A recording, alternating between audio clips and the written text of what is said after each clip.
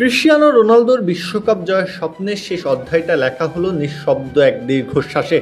90 minute পর্যন্ত যে লড়াইয়ে পর্তুগাল বারবার আশা জিইয়ে রেখেছিল, সেই স্বপ্নকে যোগ করার সময় ভেঙে চুরমার করে দিলেন মিকেল মেরিনো।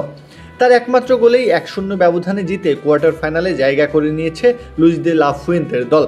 আর বিশ্বকাপ থেকে বিদায় নিয়েছে পর্তুগাল, সঙ্গে শেষ হয়ে গেছে রোনালদোর বিশ্বকাপ জয়ের আজীবনের অপূর্ণ স্বপ্ন।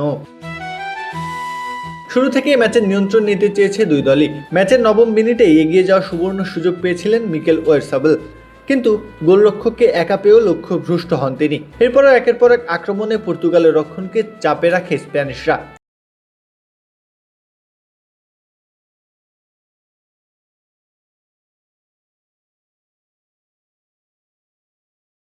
একের পর এক আক্রমণ, পাল্টা জবাব, সুযোগ মিসের ফুলঝুরি, সবকিছু নিয়েই গোলশূন্য থেকে বিরতিতে যায় দুই দল।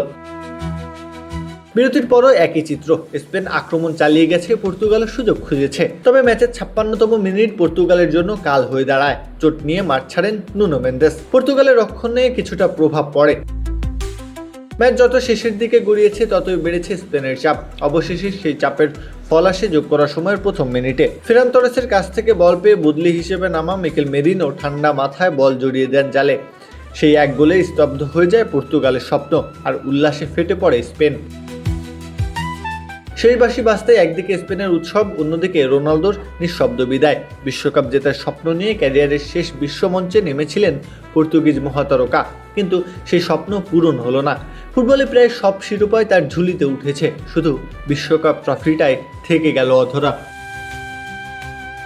প্রত্যহ কাব্য, খেলা 71।